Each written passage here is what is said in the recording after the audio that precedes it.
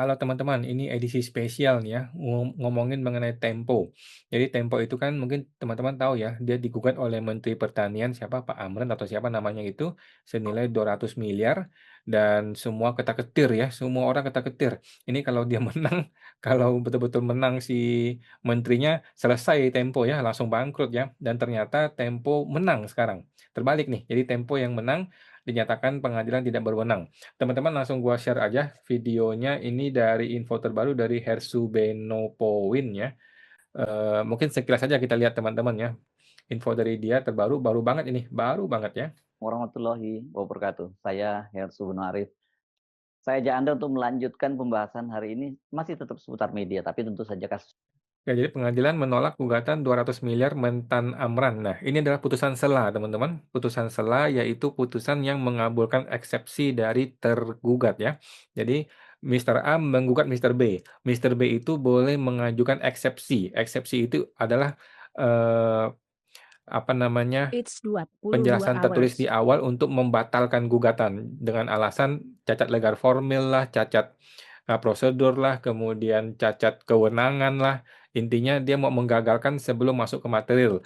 Itu namanya eksepsi dari tergugat dan ternyata menang ya. Ternyata dikabulkan oleh si Pengadilan Negeri Jakarta Selatan di mana Tempo dinyatakan di diterima eksepsinya, artinya kan menolak gugatan dari si menterinya ya, luar biasa ya. Dan memang memang seharusnya seperti itu.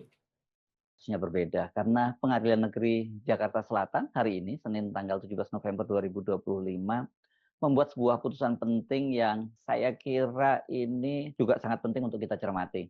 Dalam putusan sela yang mengadili gugatan Menteri Pertanian Andri Amran Sulaiman terhadap Tempo senilai 200 miliar, Majelis Hakim menyatakan bahwa pengadilan tidak berwenang mengadili perkara ini. Amar putusannya dibacakan secara tegas, Majelis mengabulkan eksepsi tergugat.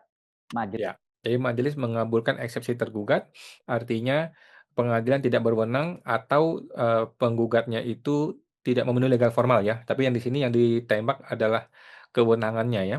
Jadi kewenangannya tidak bukan di pengadilan negeri. Jadi contohnya nih, lu mau menggugat masalah perceraian, tapi lu gugatnya ke Petun gitu. Nah, Petun bilang kami tidak berwenang gitu ya.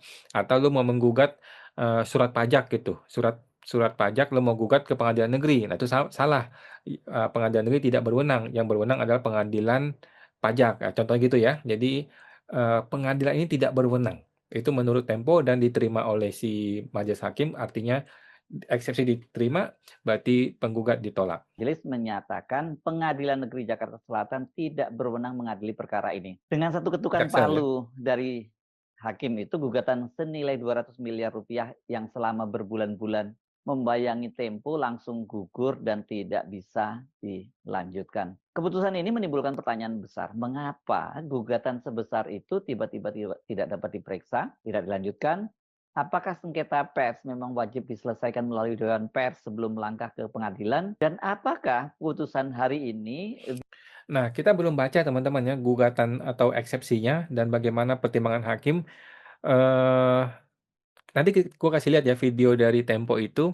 Jadi Tempo itu sebenarnya sepertinya ya mengarahkan bahwa sengketa mengenai pers hanya bisa diselesaikan di Dewan Pers. Itu pun gugatannya tidak bisa 200 miliar ya karena ada hitung-hitungannya lagi. Hmm, oke ya. Ya kita terima lah ya teman-teman ya. Kita terima dan kita masih menunggu nanti kalau kita bisa lihat putusannya, kita akan lihat bagaimana sebenarnya si hakim itu memberikan pertimbangan hukumnya ya. Jadi intinya ya Tempo sudah menang, cuman ini masih bisa di-challenge ya, masih bisa di-challenge ke pengadilan tinggi ya. Mudah-mudahan tidak sampai tiba-tiba pengadilan tinggi mengatakan Tempo bisa digugat ya. Kacau itu pengadilan tinggi nanti ya. bisa menandai babak baru dalam perlindungan kebebasan pers atau justru membuka babak baru konflik antara pejabat publik dan media? Padahal tadi pagi kita membicarakan Berbahaya. bagaimana Menteri Keuangan Purbaya Yudhisadewa minta agar pers itu mengkritik pemerintah lebih keras supaya pertumbuhan ekonomi Berbahaya, juga bisa berbahaya. dipacu gitu ya. Karena kalau medianya mingkem terus, susah ekonomi kita tumbuh. Nah, baru aja kita bicarakan itu, tapi kan realitasnya ada fakta lain, seorang menteri, seorang pejabat tinggi setingkat juga dengan Purba. Oke, teman-teman tinggal nonton aja ke videonya ya. Gua kasih video berikutnya, ini adalah video dari Tempo ya. Ini video 3 hari yang lalu. Jadi gue mencari-cari video Tempo, ternyata belum ada ya, belum ada video Tempo atau video manapun yang menyatakan mengenai gugatan ditolak tersebut ya, hanya di Hersubeno tadi yang paling update. Mungkin besok deh atau sehari lagi si Tempo akan terbitkan ya mengenai putusannya. Ini adalah berita Tempo tersebut mengenai membaca gugatan Amran senilai 200 miliar kepada Tempo. Kita akan dengarkan sekilas ya teman-teman ya. Saksikan Bicara Perkara, dialog yang menyajikan fakta dan analisis hukum. Gugatan perdata Menteri Pertanian Amran Sulaiman terhadap Tempo menambah panjang daftar bentuk pembungkaman kebebasan pers. Hal ini juga tercermin dalam laporan World Press Freedom Index 2025 yang menunjukkan indeks kebebasan pers di Indonesia kian merosot hingga ke posisi 127 dari 180 negara. Buset, kacau negara kita ini ya, kacau negara yang kita ini. Aduh, 127. Aduh. Lantas, apakah gugatan 200 miliar rupiah Menteri Amran Sulaiman merupakan pemberedelan pers gaya baru? Untuk mendiskusikannya sudah hadir di studio TV Tempo, Stanley Adi Prasetyo, Ketua Dewan Pers 2016-2019. Pak Stanley, terima kasih atas waktu Anda untuk TV Tempo dan selamat datang di Gedung Tempo. Terima kasih.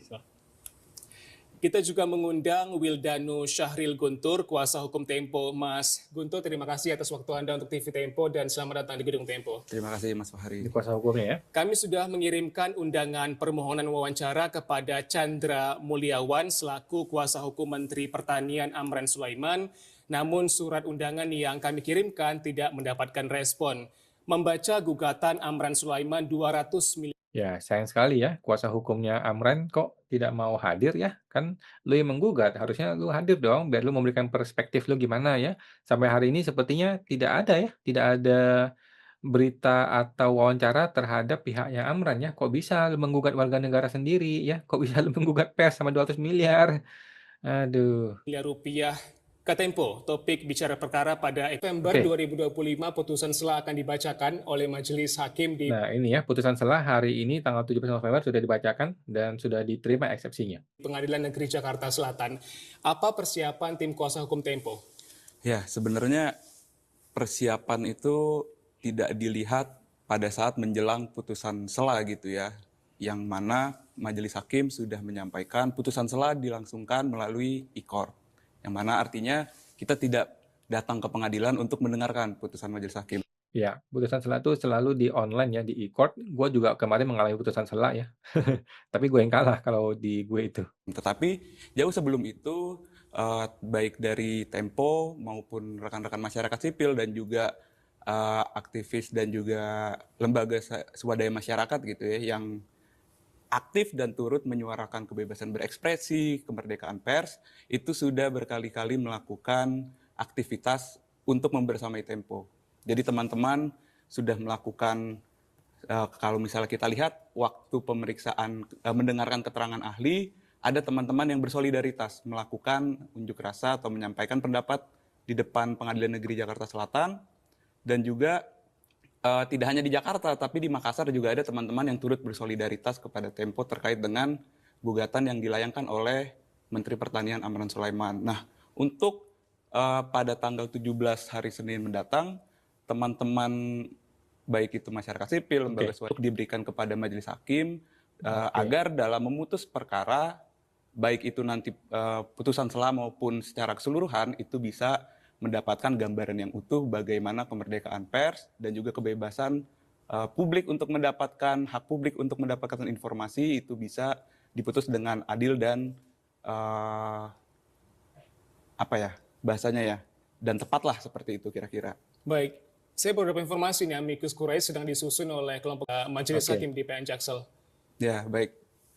Untuk amicus curiae memang sedang disusun gitu ya, karena Amicus curiae itu nggak ada guna lah ya. Itu orang-orang luar yang pengen mendukung gitu ya. Kayak si Nadiem kemarin dapat amicus curiae dari begitu banyak orang, percuma juga ya. ada beberapa putusan sela Pengadilan Negeri Jakarta Selatan pers dan juga Sing penggugat maupun tergugat ini kan tidak menyaksikan secara langsung putusan sela yang itu. Ada dua kemungkinan berarti. Kemudian persiapan dari kuasa hukum apabila nantinya kita kalau hakim mengabulkan permohonan terkait dengan kompetensi absolut yang sudah kita ajukan, dan hakim menyatakan bahwa bukan kewenangan Pengadilan Negeri Jakarta Selatan untuk mengadili dan memeriksa perkara Akuo gitu. Maksudnya Akuo ini perkara yang diajukan oleh Menteri Amran Sulaiman terhadap Tempo, tentunya itu menjadi presiden bagus. Ya. Yang mana artinya penyelesaian sengketa pers tidak bisa, bukan wewenang dari Pengadilan Negeri, yang mana itu adalah wewenang atau domain dari Dewan Pers. Karena itu Oke, jadi memang seperti itu ya. Arahnya adalah dia mengatakan sengketa pers hanya bisa diselesaikan di luar pengadilan negeri, hanya bisa di Dewan Pers.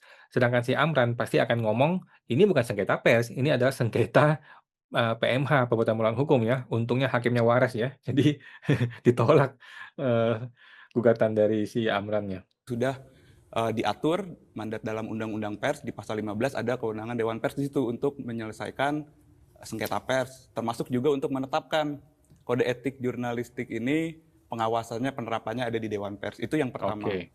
Yang kedua, ya kita turut prihatin gitu ya kalau ternyata memang Pengadilan Negeri Jakarta Selatan menolak gitu ya dan melanjutkan perkara. Jadi mau tidak mau, suka mau tidak suka, kita tetap mengikuti proses peradilan perdata. Ya, walaupun dia yakin pasti menang, tapi deg-degan juga guys ya. 200 miliar guys, deg-degan juga ini. Kalau sampai lolos, kalau sampai si Amran menang, bangkrut Tempo ya, selesai udah langsung. Pulang kampung semuanya ya. Nah, sekarang pendapat gue teman-teman ya. Tapi video ini bukan untuk Pak Amran ya, mohon maaf ya. Tapi secara umum lah ya, menurut gue seorang pejabat menggugat rakyat itu logikanya udah cacat ya. Pejabat menggugat rakyat, warga negara, itu sudah cacat logikanya. Kenapa? Ini rakyat nih, kita-kita semua adalah orang yang kerja tiap hari, capek, banting tulang, pakai darah, pakai keringat. Kita bayar pajak, sebagian kecil kita bayar pajak, kemudian pajak ini dipakai buat gaji para pejabat itu ya. Bayar gaji dia, bayar makan dia, bayar pegawai dia, bayar anak istri dia, semuanya pakai uang rakyat ya. Nah, terus tiba-tiba si pejabat menggugat rakyat gitu loh ya, baik itu perdata maupun pidana, lapor polisi gitu ya, nggak masuk akal di kepala gue ya, itu nggak masuk logika, cacat logikanya gitu loh. Karena gue yang gaji elu, gue yang capek-capek kerja bayar pajak buat gaji elu, tiba-tiba lu menggugat gue, nggak masuk di logika ya, itu cacat logika. Untungnya hakimnya waras ya. Jadi tugas seorang pejabat itu apa? Tugas seorang pejabat adalah termasuk menteri nih ya, ya bekerja sesuai dengan fungsinya, tupoksi ya, tugas pokok fungsi ya. Tupoksinya apa? Ya bekerja dengan baik, bukan tidak ada tuh salah satu tugasnya seorang pejabat adalah memperkarakan warga negara ke pengadilan atau dilapor polisi. Nggak ada itu ya tugas, tidak ada tugas pejabat seperti itu. Tugas pejabat adalah melayani rakyat, bukan menghukum rakyat atau menghantam rakyat gitu ya. Aduh. Kemudian kalau yang digugat senilai 200 miliar ini juga salah konsep, guys. Salah konsep ya. Kan ini kan angka udah pasti abal-abal ya. Kita nggak tahu lah ya, tapi sepemahaman gua udah pasti abal-abal ya. Perhitungannya pasti asal-asalan lah ya. Tapi gua nggak tahu ya. Nah, kemudian pertanyaan berikutnya yang menggugat ini pribadi atau pejabat? Ya. Jadi si Amran ini menggugat si Tempo dalam rangka pribadi atau dalam rangka pejabat? Kalau dia dalam kapasitas sebagai pribadi, salah Bro, salah ya. Yang dipermasalahkan itu kan kritik Tempo terhadap pejabat, terhadap Amran selaku pejabat. Tempo nggak ada urusan dengan pribadinya Amran kan. Jadi yang dipermasalahkan itu kan masalah berita Tempo, itu kan mengenai jabatannya si Amran. Jadi kalau kapasitas dia sebagai pribadi, salah. Tapi kalau dia kapasitas sebagai pejabat menggugat rakyat, juga salah gitu kan. Petugas pejabat itu kan tugasnya adalah bekerja melayani rakyat, bukan merampok rakyat, bukan menghukum atau menggugat rakyatnya gitu loh. Kemudian pertanyaan berikutnya, kalau angkanya menang nih, 200M lu menang gitu, kemudian Tempo bayar gitu, Tempo bangkrut gitu kan. Kalau lu menang, uang ini mau disetor ke rekening siapa? Ya dong, kalau menang kan uang disetor nih. Apakah ke rekening pribadi? Ya salah dong, ke pribadi salah. Ini kan bukan masalah pribadi, masalah masalah eh, masalahnya kan Tempo mengkritik pejabat gitu loh. Kalau masuk ke rekening negara, lebih salah lagi, lebih kacau. Lagi mana ceritanya? Kok pejabat kok ngenampok rakyatnya sendiri gitu. Jadi salah. Jadi dari ujung ke ujung ini gugatan tuh salah total gitu loh. Dan gue bingung tuh kuasa hukumnya kok bisa ya, muat laporan kayak gini. Jadi mohon maaf teman-teman ya, bukannya kepada Pak Amran ya, tapi gue sendiri sebagai pemerhati publik ya, maksudnya gue sendiri sebagai orang yang berada di media sosial, yang sering mengkritik pejabat dan sering juga ya diintimidasi tipis-tipis gitu lah ya, bahwa gue akan dilaporin lah ke polisi dan sebagainya. Ya gue menanggapinya harusnya nggak perlu, nggak bisa gitu loh. Mana bisa pejabat ngelaporin rakyatnya sendiri. Lu itu kerja pakai uang kami, pakai uang rakyat gitu loh. Kok bisa lu melaporkan kami? Di logika gua nggak masuk gitu. Nah, namun video ini menjadi pembelajaran berharga buat kita semua teman-teman ya. Seorang pejabat harusnya bekerja untuk melayani rakyat. Udah nggak usah mikir yang lain, nggak usah mikirin, mau menggugat rakyatnya, laporin ke polisi, masukin penjara. Aduh, nggak usah lah cara-cara seperti itu ya. Indeks demokrasi kita masih dibenerin lah ya. Tadi kan apa, indeks apa tadi? Indeks pers dan sebagainya gitu ya. Jadi intinya, pejabat selayaknya tidak boleh menggugat rakyat warga negaranya sendiri di muka pengadilan ataupun di pidana dan sebagainya ya. Tidak elok ya, tidak cantik, tidak bagus ya. Selayaknya pejabat itu bekerja sepenuh hati untuk rakyatnya, untuk, eee, ke kebahagiaan dan juga untuk kemakmuran rakyatnya. Kira-kira gitu teman-teman ya, pesan gue untuk, kasus ini dan selamat Tempo ya, akhirnya rasa deg-degan berbulan-bulan ini akhirnya selesai juga ya. Apakah Tempo mau menyerang balik ke Pak Amran, kita nggak tahu juga ya. Nah gitu dong, sampai jumpa, semoga terbantu.